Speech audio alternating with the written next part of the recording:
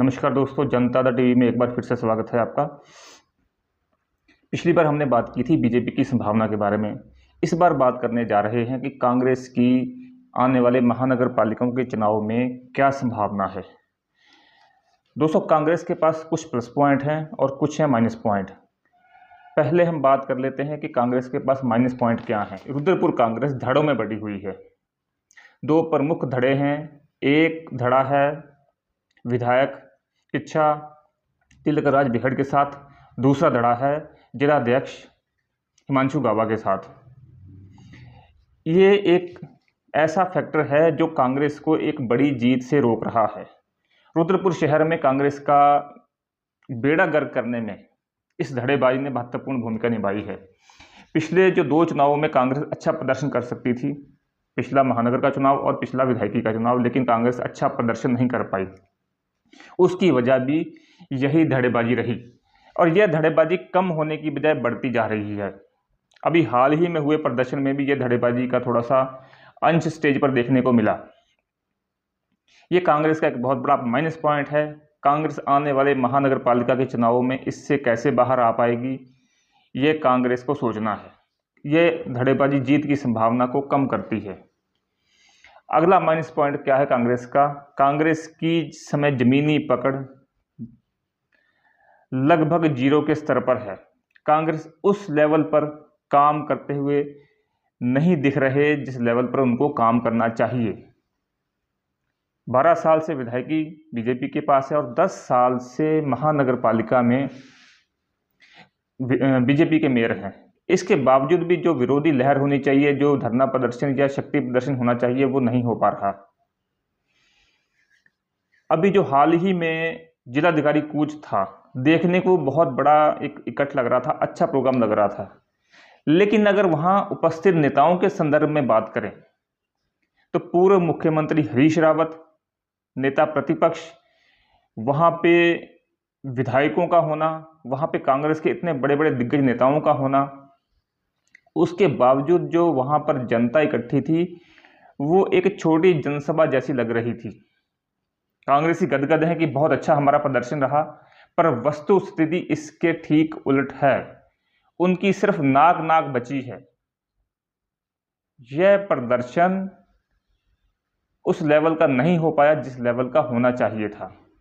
वजह वही है कि कांग्रेस की जमीनी स्तर पर पकड़ नहीं है। हालांकि कांग्रेसी कम बैक करते हुए दिख रहे हैं, लेकिन वो इस एरिया में क्यों नहीं कर पा रहे हैं, ये कांग्रेसी बेहतर जान पाएंगे, बेहतर बता पाएंगे कि वो जनता के बीच में क्यों नहीं है या जनता उनके साथ क्यों नहीं है। ये एक माइनस पॉइंट है और इसको फिलहाल हम रुद्रपुर महानगर पालिका पर ही सीमित कर देते हैं कि ये आने वाले चुनाव में किस तरह से इसको जीत में कन्वर्ट कर पाएंगे।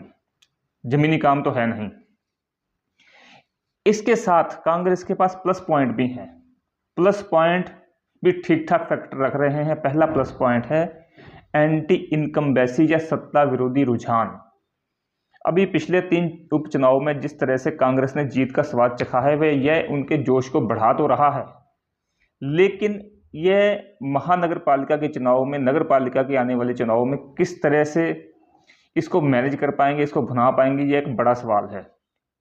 और जहां तक रुद्रपुर महानगर पालिका की बात है तो यहां भी वही स्थिति रहने वाली है कि एंटी इनकम्बेंसी का फैक्टर, चाहे वो व्यापारियों का मुद्दा हो, चाहे वो सड़कों का मुद्दा हो, नालियों का मुद्दा हो, या जल भराव बरसात में हो जाता है, उस लेवल पे काम नहीं हो पाए जिस लेवल के काम होने चाहिए थे। ये मुद्दे महानगर पालिका के चुनाव में कितना काम करने वाले हैं, कांग्रेस इनको कितना भुना सकती है, कांग्रेस के लिए प्लस पॉइंट है। कितना भुना पाती है, यह एक बड़ा सवाल है। और प्रत्याशी चयन, पिछली बार प्रत्याशी चयन में गलती हुई महानगर पालिका के चुनाव में। एक अनजान चेहरे को लाकर बैठा दिया गया जिसका कि शहर में कोई वजूद नहीं था, जबकि बात किसी और प्रत्याशी की हो रही थी। तो उस चीज ने कांग्रेस के भीतर फूट पैदा की। कांग्रेस के एक नेता ने अलग जाकर इलेक्शन लड़ा और नतीजा हुआ कांग्रेस की हार। पिछले विधानसभा में तो ये हारे ही। अगला प्लस पॉइंट क्या है? कांग्रेस के पास अगला प्लस पॉइंट है पूर्व विधायक राजकुमार ठुकराल, जो इस समय बीजेपी के स्थानीय नेतृत्व से ठीक ठाक नाराज हैं और अभी तक उनकी नाराजगी दूर नहीं हुई है, जो कि वक्त के साथ बढ़ रही है। कांग्रेसी इस फैक्टर को अपने फेवर में कितना ले पाते हैं, पूर्व विधायक राजकुमार ठुकराल इस अपने सारे सिनेरियो को, सीन को कांग्रेस के पक्ष में कितना लेके जा पाते हैं या नहीं लेके जा पाते, ये भी इस चुनाव में एक बड़ा मुद्दा और बड़ा फैक्टर बनकर सामने आने वाला है। हालांकि यह मुद्दा पिछले विधानसभा चुनाव में भी था।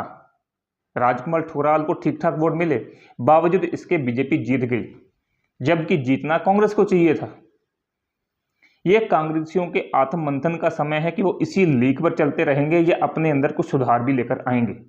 अगर वो सुधार लेकर आ पाते हैं तो जीत सकते हैं, नहीं तो उनका ईश्वर मालिक है। इन सब फैक्टर को सामने रखकर कांग्रेस को अपनी तैयारी करनी है अगर उनको जीत का स्वाद चखना है तो। वैसे भी कांग्रेसियों के पास खोने को कुछ है नहीं, सत्ता से वे बाहर हैं, संसाधन उनके पास है नहीं। हाँ, अगर जमीनी लेवल पर लड़ पाते हैं, एंटी इनकम्बेंसी को भुना पाते हैं, बाकी तमाम फैक्टर को अपने फेवर में ला पाते हैं तो वो जीत भी सकते हैं, जिसकी संभावना ज़्यादा है अगर वो अपनी कमियों से पार पा लें तो कांग्रेसियों जुड़ जाओ। ये मेरा दूसरा विश्लेषण है। कैसा लगा दर्शकों, मुझे टिप्पणी कमेंट करके जरूर बताइएगा और जुड़े रहें जनता टीवी के साथ। आपका बहुत धन्यवाद। आपका दिन शुभ हो।